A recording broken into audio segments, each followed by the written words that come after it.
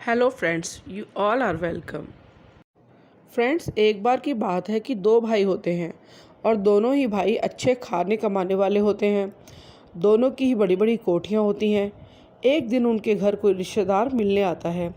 पहले वो बड़े भाई के घर जाता है तो बड़े भाई ने अच्छे से उसकी खातिरदारी की, उसको लंच करवाया, मतलब कि उसे कोई भी कमी महसूस नहीं होने दी। जब शाम हुई तो रिश्तेदार ने कहा कि चलो भाई साहब, अब मैं आपके छोटे भाई से मिल लेता हूँ। उनसे मिले हुए भी काफ़ी दिन हो गए हैं।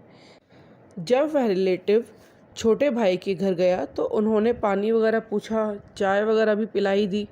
लेकिन छोटे भाई ने ये पूछने की बजाय कि अब रात होने वाली है, आप खाना हमारे साथ ही खाना या खाने में आप क्या खाएंगे, पूछने के बजाय सारा टाइम उस रिश्तेदार को अपना घर दिखाने में ही लगा दिया कि मैंने इस फर्श पर बड़ा ही महंगा पत्थर लगवाया है, ये पर्दे बहुत बड़ी दुकान के हैं, ये किचन में देखा मैंने A1 काम करवाया है, वगैरह वगैरह। तो फ्रेंड्स, पूरा घर देखने के बाद जब वह रिलेटिव बोला, अच्छा अब मैं घर चलता हूँ, मेरे घर जाने का टाइम हो गया है, तब छोटे भाई ने सिर्फ फॉर्मेलिटी के लिए पूछा, अरे खाना खाकर चले जाते। फ्रेंड्स, क्या ऐसे किसी को जाते वक्त अनमने मन से कोई खाना पूछेगा तो कोई भी इज्जतदार इंसान नहीं रुकेगा खाना खाने के लिए। अगर छोटे भाई को खाना खिलाना ही था तो पहले से उसकी प्लानिंग खाना बनवाने पर होनी चाहिए थी, ना कि अपने घर की शान शौकत दिखाने पर। और उसे कहना चाहिए था कि आपका खाना तैयार हो रहा है या आप खाने में क्या खाएंगे। ये क्या बात हुई कि किसी का तो रात के खाने का टाइम हुए जा रहा है और आप उसे अपनी घर की शान शौकत दिखाए जा रहे हैं। फ्रेंड्स, खाने के टाइम पर अपने घर से किसी को कभी भूखा नहीं भेजना चाहिए।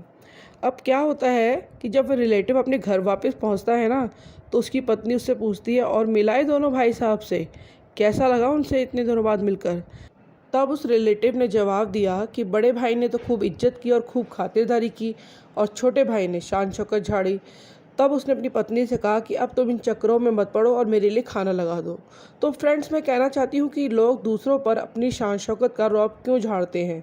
क्या वे अच्छा बड़ा घर बनवाकर दूसरों पर उपकार कर रहे हैं? और जो दूसरों पर उपकार करते हैं ना, वो जताते नहीं हैं। याद रखना फ्रेंड्स, यदि आपके घर कोई आता है तो वो वापस जाकर ये याद नहीं रखेगा कि आपने ब्रांडेड कपड़े पहने थे या आपका घर कोई शीश महल है। वो पर्सन तो वापस जाकर ये याद रखेगा कि आपने उसे चाय पानी ढंग से पूछा या नहीं, भूखे पेट तो घर नहीं भेज दिया। आप मेहमान के आगे कितने भी महंगे कपड़े पहनकर आ जाएं, लेकिन वो आपके कपड़ों से नहीं, आपकी मेहमान नवाजी से इम्प्रेस होगा, प्रभावित होगा।